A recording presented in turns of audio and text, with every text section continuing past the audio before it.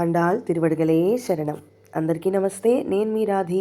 Welcome to Radhi's devotional Arshanidhi. Vishnu రూపము దాల్చి విభవాము నగుపించు విష్ణు స్వరూపుడ మేలుకో, దుష్ట సంహారక దురితములెడబాపు సృష్టి సంరక్షక మేలుకో, కృష్ణ మేలుకో.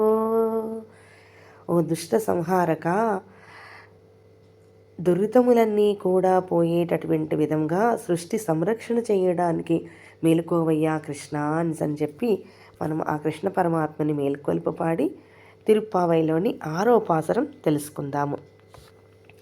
புள்ளும் சிலம்பின காண் புண்லரையன் கோயிலில் வெள்ளை விழி செங்கின் பேரரவம் கேட்டிலையோ, பிள்ளாய் எழுந்திராய் பேய்முலை நஞ்சுண்டு கள்ளச்சகடம் கலக்களியக்காலோச்சி வெள்ளத்தரவில் துயிலமர்ந்த வித்தினை உள்ளொத்து கொண்டு முனிவர்களும் யோகிகளும் மெல்ல எழுந்து அரியன்ற பேரரவம் உள்ளம் పుగుందు కుళిరిందేలో రెంబావాయ్. ఇక ఈరోజు పాసురం యొక్క అర్థాన్ని తెలుసుకుందాము. మొదటి 5 పాసురాలలోనూ ధనుర్మాస వ్రతంలో చేయవలసిందేంటి, పొందవలసిందేంటి, దానికి తగిన యోగ్యత ఏమిటి అని చెప్పి మొదటి 5 పాసురాలలోనూ వివరించింది ఆండాళ్ తల్లి. అందరినీ కూడా ఉత్సాహంగా వ్రతంలోని పాల్గొనేలాగా చేసింది. ఇక ఈ మొదటి 5 పాసురాలను వ్రతానికి మొదటి దశగా చెప్తారు. ఇక 6 నుంచి 15 వరకు ఉన్నటువంటిది 2వ దశ, అనగా ఆశ్రయణ దశ, ఆ శ్రీకృష్ణుని ఆశ్రయం పొందేటటువంటి దశ. ఈ 10 పాసురాలలోని గోదా తల్లి భగవద్ అనుభవాన్ని పొందిన 10 మంది గోపికలను మాతో కలిసి రండి, మీ అనుభవాన్ని కూడా మాకు పంచండి అని చెప్తూ ఆ భగవదానందాన్ని మీరొక్కరే అనుభవించకుండా మా అందరికీ పంచాలి, గోపికారూపులు సజాచారులైనటువంటి ఆళ్వారుల రూపాలను మేలుకొల్పుతోంది గోదా తల్లి. వ్రతంలోని అనుభవం లేని ఒక గోపికను లేపుతోందనమాట ఈ పాసురంలోని. అసలు ఈ వ్రతమునకు ప్రధానంగా పొందవలసిన ఫలం ఏంటంటే భగవత్ సమాగమము, అంటే భగవంతునితోటి సమాగమమే కదా అసలైనటువంటి ఫలము. ఆ దానిని సాధించడానికే కదా వీళ్ళు వెళ్తున్నారు. అలాగా ఈ గోపిక దగ్గరికి వచ్చారు వీళ్ళు. ఇందులోని మనకి బాహ్యంగా ఒకటి అర్థం ఉంటే దాని అంతరార్థం ఇంకొకటి ఉంది. అది ఏమిటి అంటే బాహ్యంగా ఒక అర్థం ఉంటే అంతరార్థం వేరే ఉంటుంది. ఇక అదేమిటో మనం ఇప్పుడు తెలుసుకుందాం. ఈ రోజు లేపే గోపబాలిక ఒక చిన్న పిల్ల. చిన్నపిల్లలు మనసులోని చేతల్లోని ఒకే రకమైన భావనను కలిగి ఉంటారు కదా. అలాంటి ఒక గోపబాలికను లేపుతూ చెప్తోంది, పుళ్ళుం సిలంబిన కాన్, పక్షులు అరుస్తున్నాయి లేవబోయ్ అనిసనని. మనకి భౌతిక జీవితంలోనైనా సరే, అంతరమైనటువంటి జ్ఞాన జీవితంలోనైనా సరే పక్షుల అరుపులే మనల్ని రక్షిస్తాయి. అంటే 2 రెక్కల పక్షులు మనకి తెల్లవారడాన్ని సూచించినట్లే 2 రెక్కలతో ఆకాశం అంతటా కూడా వ్యాపించి ఉన్నటువంటి భగవత్ తత్వములో విహరించే మహానుభావుల పలుకులు మనల్ని అజ్ఞానములోంచి బయటకు తెచ్చే పక్షుల అరుపులలాగే ఉంటాయి. అది ఎలాగండి అంటే, ఇప్పుడు నిజంగా చూడండి, మనము ఒక నిద్రలో ఉన్నప్పుడు మనకి బయట పక్షులు అలాగా వరుసగా అరుస్తూ ఉంటే కొంచెం మెలకు వస్తూ ఉంటుంది. అలాగే నిజంగా చెప్పాలి అంటే మనలో ఉన్నటువంటి అంతరాత్మను మేలుకొల్పాలి అంటే మనము పడుకుని ఉండగా ఎక్కడో ఏదో శ్రావ్యంగా ఎవరిదైనా ఒక ఎంఎస్ సుబ్బలక్ష్మి గారి సుప్రభాతం అవ్వచ్చు, లేదంటే చాగంటి గారి ప్రవచనం అవ్వచ్చు, ఏదో ఒకటి అలాగా అది అంతరాలలోకి వెళ్ళి మనల్ని నిద్ర లేపుతుంది కదా. అటువంటి మహానుభావుల్ని కూడా పక్షులతోటి పోల్చింది ఆండాళ్ తల్లి ఇందులోని. అంటే బాహ్యంగా పక్షుల అరుపులు, కానీ అంతరంగా ఏంటి అంటే భగవత్ సమాగమంలోని ఆ భగవత్ తత్వములోని విహరించేటటువంటి మహానుభావుల పలుకులు అని చెప్తోందనమాట. ఇక పుళ్ళరయిన్ కోయిల్ వెள்ளై విళిసెంగిన్ పేరరవం కేట్టిలయో పిళ్ళాయ్. ఇక్కడ ఈ పక్షులు ఆహారం కోసం అని చెప్పేసి వెళుతూ కిలకిలా శబ్దం చేసుకుంటూ అరుచుకుంటూ వెళ్తున్నాయి. ఇక గరుత్మంతుడు స్వామి సేవకు వేళాయింది అని చెప్పి ఆ మహావిష్ణు ఆలయంలో ఉండేటటువంటి శంఖము పెద్ద శబ్దంతో ధ్వని చేస్తోంది. తొందరగా సమయం అయిపోతుంది, గబగబా రండి అని చెప్పి ఆ తెల్లని శంఖం ధ్వనిని చేస్తున్నాడుట గరుత్మంతుడు. ఆ శబ్దమైనా నీకు వినిపించడం లేదా ఓ చిన్నపిల్ల అని అంటోంది. అలాగే శంఖము ఓంకారానికి సంకేతంగా పోలుస్తారు. లోపల ఉండే గోపబాలిక ఏం చెప్తోంది, ఆ శంఖధ్వని నీకు వినిపించట్లేదా అంటే అది జాముకు వినిపించేటటువంటి ధ్వని, ఇంకా తెల్లవారలేదేమోలే అని చెప్పి భావించి ఇంకా నిద్ర లేవలేదుట ఆ అమ్మాయి. మామూలుగా చూడండి మనం అలారంలు పెట్టుకున్నాం అనుకోండి, ఒక టైంకి లేవమేమో అని చెప్పి 2, 3 అలారంలు పెట్టుకుంటే ఏమనుకుంటాం, ఇంకా అదే ముందుదే అవుతోందేమో, టైం చూడకపోతే అలాగే అనుకుంటాం కదా, ఇంకా ముందుదే ఏదో 1 గంట అయిందేమో, 2 అయిందేమో అనుకుంటాం. కానీ తెల్లవారిపోతుంది అనేసి మనకు తెలియదు కదా.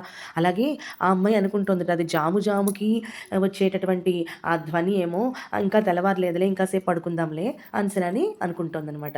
అయితే ఆండాళ్ళ తల్లి తాను ఎలా మేలుకుందో కొన్ని గుర్తులు చెప్తోంది. ఏమని, అదేంటమ్మాయి మేమెలా వచ్చాము, మేము ఎలాగ లేచి వచ్చాం, మమ్మల్ని ఎవరైనా లేపేరా, లేదు కదా, మేము రాలేదా, అలాగే నువ్వు కూడా లేవాలి, అసలు మేమెలా లేచామనుకుంటున్నావు, మునివర్గళం యోగిകളും మెళ్ళ ఎళుందు అరియండ్ర పేరవం. మునులు యోగులు మెల్లగా లేస్తూ శ్రీకృష్ణ పరమాత్మను తలుస్తూ హరి హరి హరి అంటూ అనుకునే శబ్దము మాకు ఒక్కసారి చాలా పెద్దగా వినిపించింది. అవి మా చెవులకు చేరి మేము ఒక్కసారిగా లేచాం. నీకు అది కూడా వినిపించలేదా? మరి అలా ఎలా వినిపించలేదు? వాళ్ళు 3 సార్లు హరినామం పలికారు కదా, ఎందుకు అలా పలికారు? అదంతా నీ చెవుల వరకు వెళ్ళాలనే కదా అంత గట్టిగా పాడారు.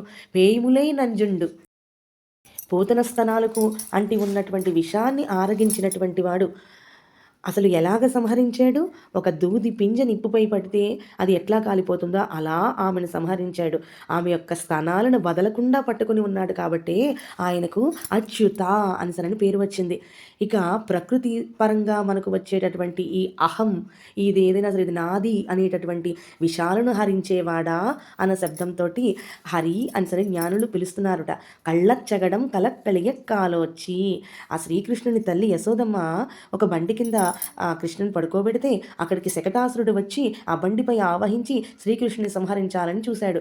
ఆ కపట శకటాసురుణ్ణి కాలు జాచి సంహరించాడు. అటువంటి పాదం అయింది. ఇక అంతరార్థంలో చూస్తే ఏమిటండి, ఈ శరీరమే ఒక బండి, మన శరీరం అంతా కూడా ఒక బండే కదా. పుణ్య పాపాలు అనేటటువంటివి దానికి ఉన్నటువంటి చక్రాలు వంటివి. మనల్ని నడిపించే పరమాత్మ దగ్గరికి వెళ్ళిపోయి ఆయన పాదాలను కనుక మనం చరణం శరణం ప్రపంచే అని చెప్పేసి మన యొక్క ఈ దేహమంతా కూడా స్వామి యొక్క చరణాల దగ్గర పెట్టేసి, స్వామి నువ్వే శరణాగతి అని వేడుకుంటే చాలు, మనకి అంటి ఉన్నటువంటి అపుణ్య పాప సంపర్కాన్ని హరించేవాడు కాబట్టి హరి అని రెండోసారి పిలిచారట. వెళ్లత్తరవిల్ తీరమలంద విత్తినై, ఆదిశేషువుపై సుకుమారంగా పవలించి ఉన్నటువంటి స్వామి ఈ జగత్తు అంతటికీ కూడా బీజమైనటువంటి స్వామి. ఆదిశేషువు ఎలా ఉంటుంది? 5 తలలతోటి ఉంటుంది. 5 రకాలైనటువంటి జ్ఞానములను మనకు తెలియజేస్తుంది. నేను వాడికి చెందినవాడిని, వాడు నన్ను తరింపచేయవాడు. ఎవరికి చెందినవాడిని? పరమాత్మకు చెందినవాడిని. ఆ పరమాత్మే నన్ను తరింపజేసేవాడు. కాబట్టి నేను ఆ పరమాత్మను చేరే సాధనమే ఆయనని శరణాగతి కోరడం. అదే కనుక ఆయన్ని చేరితే కలిగే ఫలితం ఏంటి? పరమాత్మ యొక్క సేవ. ఇక పరమాత్మని చేరకుండా ఉంచే ఆటంకం ఏదైతే ఉందో, అంటే ఆ పరమాత్మని చేరకుండా మనకు కలిగేటటువంటి విఘ్నములు, మనకు కలిగేటటువంటి భోగములు ఏవైతే ఉన్నాయో ఆ వాటి యందు నాకు రుచి కలగకుండా 5 జ్ఞానాలు కలిగి ఉండే వారి హృదయాలలో ఉంటాడు స్వామి.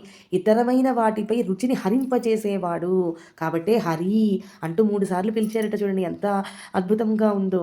ఒకసారి ఏంటి, మనలో ఉన్న అహంకారాన్ని, ఇది నాది అనేటటువంటి దానిని తీసి హరించేసేటటువంటి వాడు కాబట్టే ఒకసారి హరి అని పిలిచారట. ఇంకోసారి ఈ శరీరం అనేటటువంటి బండిని, ఆ పుణ్య పాపాలను తీసివేసేలాగా మనం ఒక్కసారి కనుక స్వామి దగ్గరికి వెళ్ళి, స్వామి నువ్వే మాకు శరణం అని చెప్పి వేడుకుంటే మనలో ఉన్న పుణ్య పాపాలను హరించి వేసేటటువంటి స్వామి కాబట్టి హరి అని రెండోసారి పిలిచి, ఇక ఏదైతే స్వామి సేవకు ఆటంకం పరుస్తున్నాయో, ఏ భోగములైతే భగవంతుని సేవకు అడ్డుపడుతున్నాయో అటువంటి వాటి మీద రుచిని హరింపచేసేవాడు, రుచిని తీసేసేవాడు కాబట్టి మూడోసారి హరి అనుకుని 3 సార్లు పిలిచారట వాళ్ళు.